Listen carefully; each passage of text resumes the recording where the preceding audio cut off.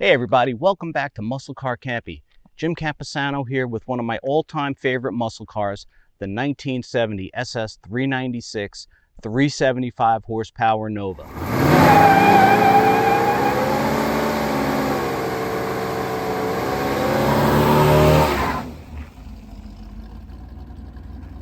We love the lines on this car. It's really, I think, one of the better looking Chevys of that era. But what's really going to surprise you is how fast this car runs completely stock. And I'm talking even down to the exhaust system. But before we get into this car, don't forget, hit the subscribe button and ring that bell so you're notified every time a new video goes live. Today's feature car belongs to Christopher Teed. You may remember that name because we also featured his SS396 350 horse Nova back when the channel was just getting going about a year ago. That car runs super strong. This one also runs strong. Christopher has a passion for all things Chevrolet, and we love this car. This car is out of the Northeast, and it was in amazing shape when he got it. The original owner had it undercoated and Z-barred. So what you're looking at here is basically all original sheet metal. When you look under the hood of this car, you'll see a slightly taller than stock air cleaner, and that definitely helps pick up a little bit of horsepower on these cars. But otherwise, the manifolds, the intake, everything about this car is pretty much the way it left the factory. I mean, it's a perfect example of what Chevrolet was doing in 1970. The intake is slightly lower than the 68, 69 intakes, but as you'll see when we tell you what this car runs, it didn't seem to really hurt performance that much. All the markings are still under here. The TR733. Chris found all these and brought them back. Everything under here is just the way God and Chevy intended it. Hey everybody, hey, this is Christopher Teed here. This is a car I recently purchased from Jack and Jeff at Past the Present Motor Cars. Jeff had called me one day, he says, man, you really need to come down and look at this car and just drive it. You're a Nova guy. I'm like, I don't need another car. But I said, I'll come down and drive it. So it's a Phantom Blue car, 396, 375 horse car. When I first seen the car, I just like, wow, I love this color. I think I've only ever seen a few. So me and Jeff take a ride in it. Man, this thing runs really good. So we get it up on the lift. It's been Z-barred and a little worried because it was up north car. But after we checked out the car and I pulled the gas tank and stuff, this car has all the original sheet metal on the car. I drove it. We worked out a deal between Jack and Jeff. I bought the car. The neat about this thing car is it basically is bone stock right down to the exhaust system. So I thought about it and I go, I'm a racer, right? Let's take it to the track. Let's see what this thing runs, bone stock, right? So, had a little fuel issues the first time out. Got those worked out. I took it back to the track with the fuel pump change. 1380 pass right out of the gate. Track got a little cooler. Made a couple of changes on it, me being a tuner. Next pass ran 1346. And this is a car that has, I took the car apart it's got all original sheet metal. Everything's still in the car. It's a turbo 400 floor shift car. I thought that was kind of cool. We just detailed the engine compartment. I found all the markings. It's got a TR marking 733, which is actually the vinyl trim. That means the car had vinyl trim on the inside. It's all vinyl bucket seats, what have you. And like I said, the car runs 1340 and it is a bone stock. It even still has original Harrison 4-core radio in it. 12 bolt. 355 geared car. We're going to get more stuff coming over, but we found a lot of markings on the drive shaft, the rear end, that I'm getting ready to put all those back on. So we've taken pictures and we've got all this car, and it's just a super nice, clean, fun car. And the fact that it runs that well, it's just amazing what old muscle could really run. But you got to tune it. It's got a Jerry McNeish curved distributor in it. The things you would do to tune the car back in the day is what this thing does, but it is bone stock besides just tuning. Jarek McNeish recurved distributor, and we have all the brochures. We have the protector plate for this car, the trim tag. I have everything on this car from when we purchased it, and it's just a quick, fun car to play with. So we'll show you a few things on the car. The unique and cool thing about this car is it's an original console turbo 400 car. Doesn't have any gauge clusters or anything, which they fixed that with these Stort Warner gauges. The original vinyl seats, can you believe that? The original vinyl seats, the interior and everything's still in this car, right down to the dash pad.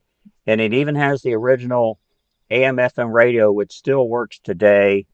The part of the trim package it had is basically the wood trim package that you see here, which is all on the trim tag that we have. Um, Somebody installed a close to like the factory tack, but I like it. It works good. It looks like the factory one. And it's just a cool basic design. The original steering wheel is still in the car. It's just a neat, cool car with the old muscle car era. And like I said, the interior is still in the car. And when we want to go down the track, we put our trusty Simpson helmet on and we go racing. All right, Christopher, let it rip.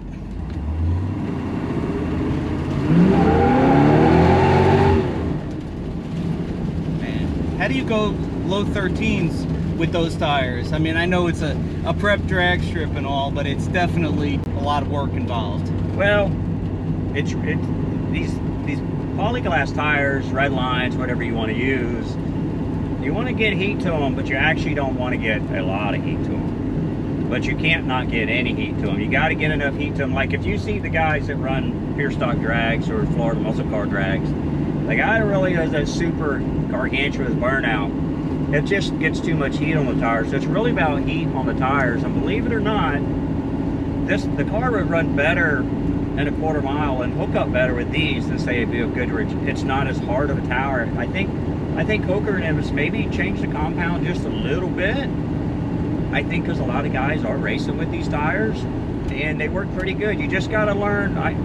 Dave Dudek, the Mopar guy, said this perfectly one time when he said, when you drive these cars and you race them and you take it out of the hole, you almost got to drive it like there's an egg up under the gas pedal. You kind of just got to roll it out for 10, 20, 30 feet and then really get into it. But you kind of really get into it.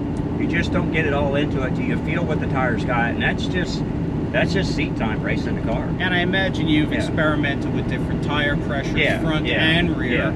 Yeah, I'm sure you pump those front ones up pretty good. Pump them up to probably 42. We got like probably 28 in the back now, 26. As what people forget, as the tire starts to get worn and you start losing tread, most cars will like less air pressure because you're wearing some of it out. And they even though you try to get that tendency across the top, they still have a tendency to get a little crown in them. So when you start getting some, a few miles on them and some passes on them, you actually normally on most cars you'll just lower the air pressure just a little bit.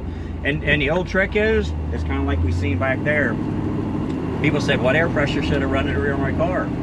Well, honestly, you need to do a little burnout and see what the tread firing is on the back of the tire. Is it wearing evenly across? Is the groove too big on the outsides, which means at that point you got too less of air. Is the groove in the center where it's just really dark in the center pattern, then you have too much air in there. So really it's car to car. But most cars 26, 30, some guys run 20, 22. It just depends on the car. Heavier car seems to like a little less air because it's got the weight to push it down. These cars don't, but that's the general consensus is about that. And if you want these leaf spring cars to run good, you really got to just take the old school, clamp the leaf springs in the front, remove anything, clamp off the rear, clamp the front, so they almost work like a traction bar. So you can't use anything, say like a Calvert or anything like that? The only thing you can do on a leaf spring car is to clamp the front of the springs, and that's an experiment. Owen Simpson, that's a avid pure stocker out of Canada, is one of the best. He can drive a stick or an automatic car. He's really good on the stick. It's like he explained to me, the more clamps you can run and the stiffer you can get the car or hooks. Now if the track's bad that day, you got to take clamps off until you can get the car to hook. So it's just it's a tuning process. It's not really that hard, but you got to think. You have to be willing to put the work in. Yeah. And how long does it take a spring clamp off? Maybe a couple minutes. Yeah. So I've been to Michigan where the car's just really not hooking that day, and I'll take all the clamps off.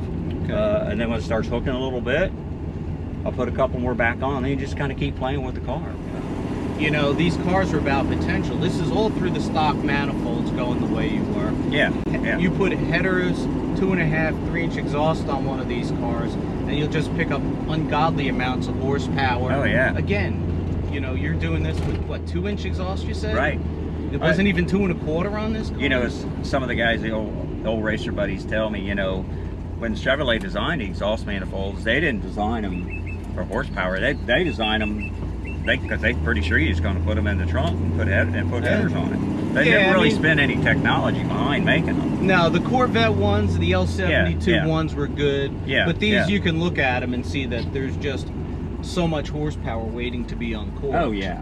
Well, some of the old racers tell me that one of the tricks they used to do is, because you have a little plate in the exhaust manifold when you tighten the bolt, is you would actually leave the bolt a little loose and lift the manifold up a little bit, because the exhaust ports were plenty big enough, but the design rudder wasn't as good as you like. So you would actually just lift that manifold up.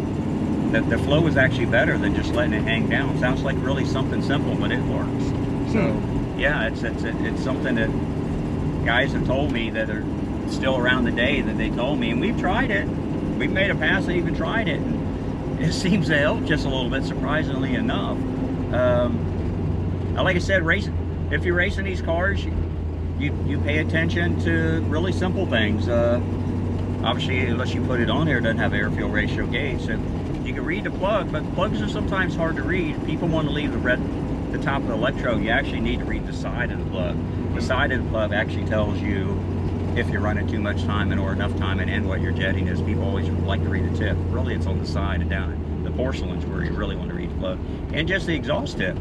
If you want to race it, you make a pass in and see what the exhaust tip looks like. Is it burning lean? Is it gray deposit? Is it more of a light brown? You know, you don't obviously never want to run it too lean, but you sure don't want it black coming out of the tail. It was actually from a place called Lucy Chevrolet in New Jersey. Is where the car originally. This was an early production car. It was actually built September 12, 1969. It was probably an earlier sequence car to come out. You know, interesting thing, I don't think I've seen many old road tests.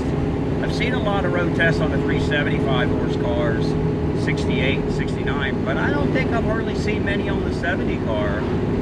I guess they're probably out there, I've just never seen them. So I mean, this is a good testament of what these cars really run, this car right here. So in a lot of these dyno bone stock, with the stock pistons in their 375 horse, I've never seen one make 375. They're more 410, 4 1/4 every time. I've seen a lot of them bone stock dyno, and they're never at 375. I haven't seen one yet. And at that hood, sometimes I do that myself. I just shoot the hood coming down the road. It's just so cool. Yeah, it was just for looks. It doesn't actually do anything as far as working productively. It's almost like a Hot Wheels car come to life. Yeah.